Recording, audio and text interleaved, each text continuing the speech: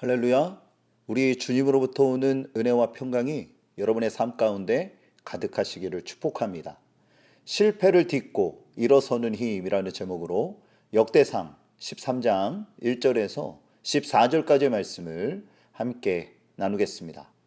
다윗이 왕이 되자 점차적으로 나라가 안정을 되찾기 시작했습니다.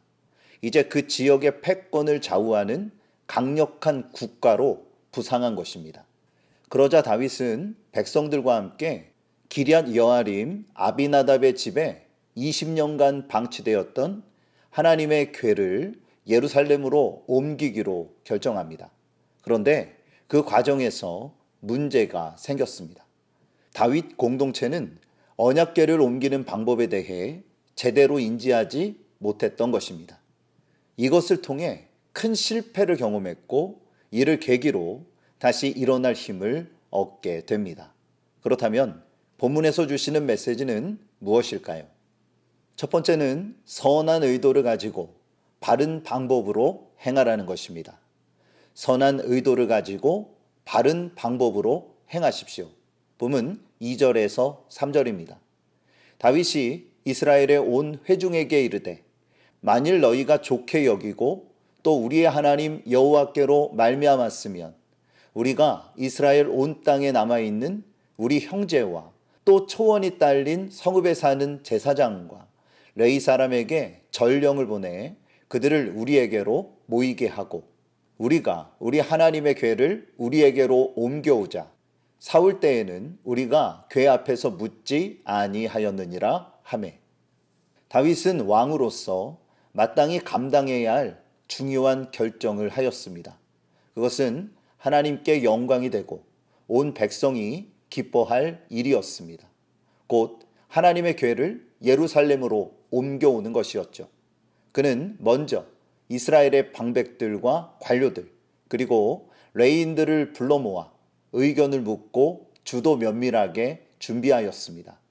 그러자 모든 백성들이 왕의 선한 의도를 기뻐하며 적극적으로 동참합니다. 그런데 치명적인 실수를 범하게 됩니다. 곧 언약궤를 옮기는 방법이 바르지 못했던 것입니다. 본문 7절입니다. 하나님의 궤를 새 수레에 싣고 아비나답의 집에서 나오는데 우사와 아히오는 수레를 몰며 율법에 의하면 언약궤는 반드시 레위 사람이 고리에 채를 끼워 어깨에 매어 운반하도록 제정되어 있었습니다. 그런데 그 누구도 이를 지적하거나 조언하는 사람이 하나도 없었다라는 것입니다.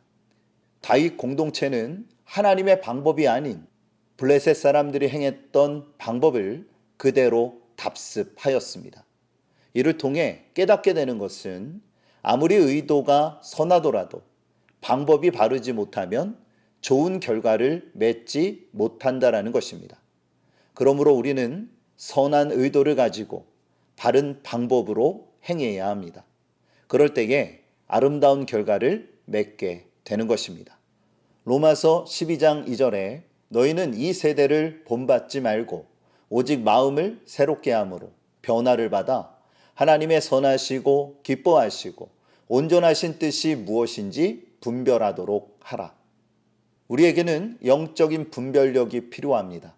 그러기 위해 성급한 마음을 가라앉히고 하나님의 뜻을 바르게 분별할 수 있어야 합니다. 그럴 때에 성령께서 도우셔서 합력하여 선을 이루게 하실 것입니다. 두 번째는 차분하게 대처하며 주의 뜻을 따르라는 것입니다. 차분하게 대처하며 주의 뜻을 따르십시오. 본문 9절에서 10절입니다. 기돈의 타작마당에 이르러서는 소들이 띠므로 우사가 손을 펴서 궤를 붙들었더니 우사가 손을 펴서 궤를 붙들므로 말미암아 여호와께서 진노하사 치심에 그가 거기 하나님 앞에서 죽으니라. 성급함은 화를 부르기 마련입니다. 다윗 공동체는 기쁨의 축제를 벌였지만 하나님은 진노하사 우사를 치셨습니다. 상황은 이러했습니다. 수레가 나곤의 타작마당에 이르렀을 때에 소들이 뛰어서 언약궤가 떨어지려고 하였습니다. 그러자 언약궤에 가까이 있던 웃사가 급하게 손을 내밀어 붙들었는데 하나님께서 그를 죽이신 것입니다. 분명히 웃사는 언약궤가 떨어지는 것을 방지하기 위해 손을 쓴 것이 분명합니다. 그러나 이것은 하나님의 방법이 아니었다라는 것이죠. 다윗은 웃사의 죽음을 보고 매우 큰 충격에 빠지게 됩니다. 본문 12절에서 13절입니다. 그날에 다윗이 하나님을 두려워하여 이르되 내가 어떻게 하나님의 궤를 내 곳으로 오게 하리요 하고 다윗이 궤를 옮겨 자기가 있는 다윗성으로 메어들이지 못하고 그 대신 가드 사람 오벳에돔의 집으로 메어가니라. 다윗은 즉시 모든 일을 중단시키고 언약궤를 가드 사람 오벳에돔의 집으로 옮겼습니다. 이로부터 언약궤는 3달 동안 그 집에 머물게 됩니다. 이 기간에 다윗 공동체는 얼마나 많은 고민을 했겠습니까? 그들은 이 과정을 통해 마음을 차분히 가라앉히고 잘못된 모든 것들을 분석하며 연구하는 계기로 삼게 됩니다. 그리하여 하나님과 더욱 친밀해지고 공동체를 공고하게 세웠다라는 것입니다. 본문 14절입니다. 하나님의 궤가 오벳에돔 집에서 그의 가족과 함께 석 달을 있으니라. 여호와께서 오벳에돔의 집과 그의 모든 소유에 복을 내리셨더라. 이때에 좋은 소식이 들려왔습니다.